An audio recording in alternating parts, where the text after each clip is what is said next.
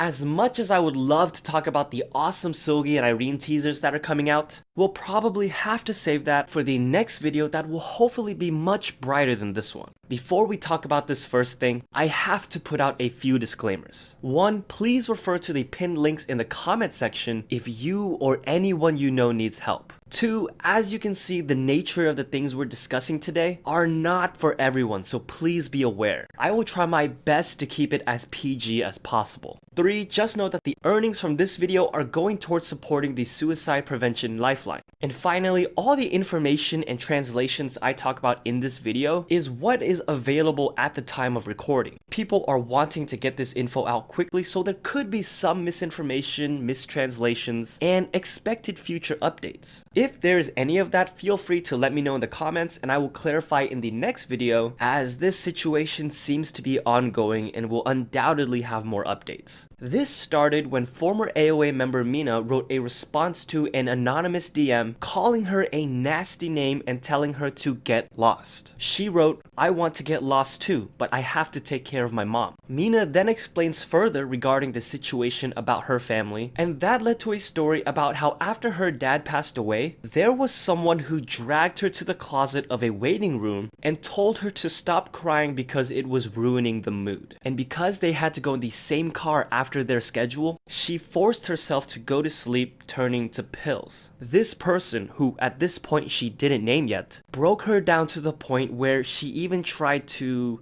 end it. She also reveals that she never wanted to leave AOA, but because of this one person who hated her, she had to give up after enduring the bullying for 10 years. After this point, things with that member was seemingly over since Mina had left the group. She was ready to take on new things, new acting endeavors, and maybe even get treatment for her depression. But this is when scrutinizing comments came in about her. She again emphasized that she just needs to live for her mom and wished everyone who isn't fond of her to leave her alone. She then followed up by explaining why she brought up her former member. That while her dad was sick, while she had an acting job to do and a comeback to balance at the same time, all she feared was crying in front of this particular member and being yelled at for it. That in turn kept her from visiting her dad as often as she felt she should have. But since then, after this member's own dad passed away, apparently the family was allowed to stay in the VIP room, that this member had cancelled all of her schedules. Mina then wrote the lines, "You better not cry, right? It'll ruin the mood." Words that seemingly continue to haunt her. Mina said before she left the group, she addressed it to this member, but all she said was, "I don't think I was such a blank to say something like that."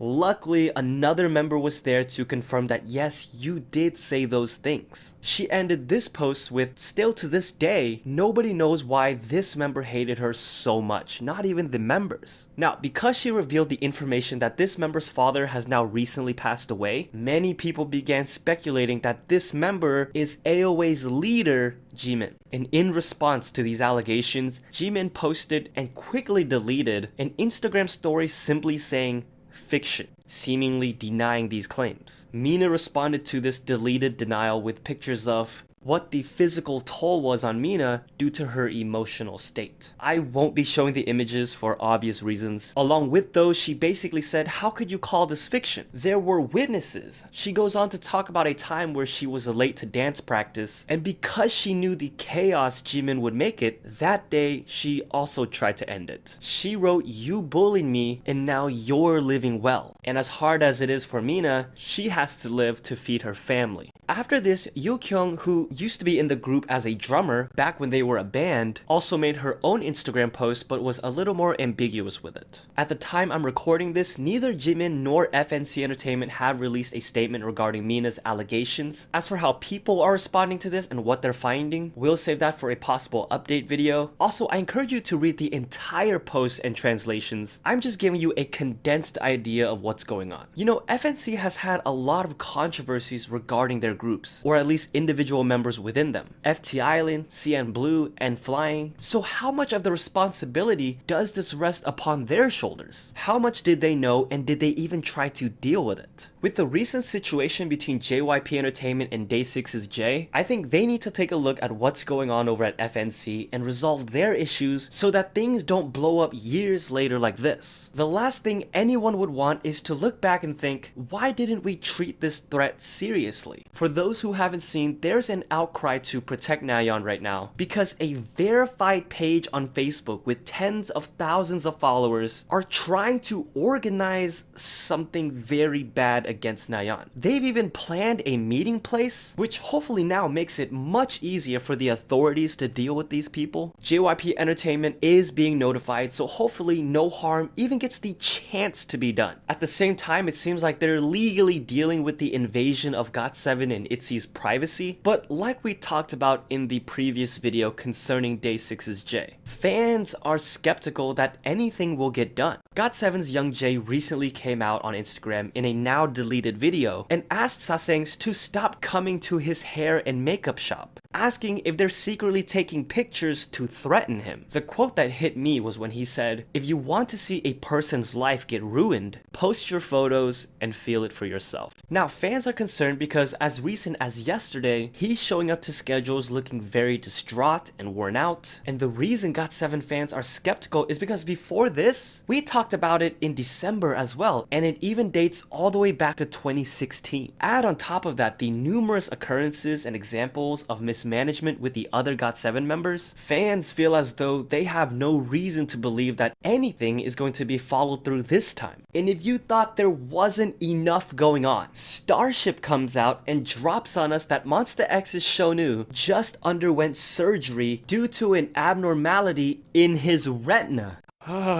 Apparently he was diagnosed with retinal detachment, what is going on here, and had to go through an emergency surgery procedure. They said they'll update us on his recovery and activity status, but my goodness. First it was the injection treatments for his back injury, and now retinal detachment. h.u.b cannot catch a break with these skin shivering, bone quivering injuries and treatments. So yeah, I don't think it's a good idea for me to end this video in a fun, lighthearted way like usual. Just make sure you check out the links below for you or someone you know, and stay safe, guys.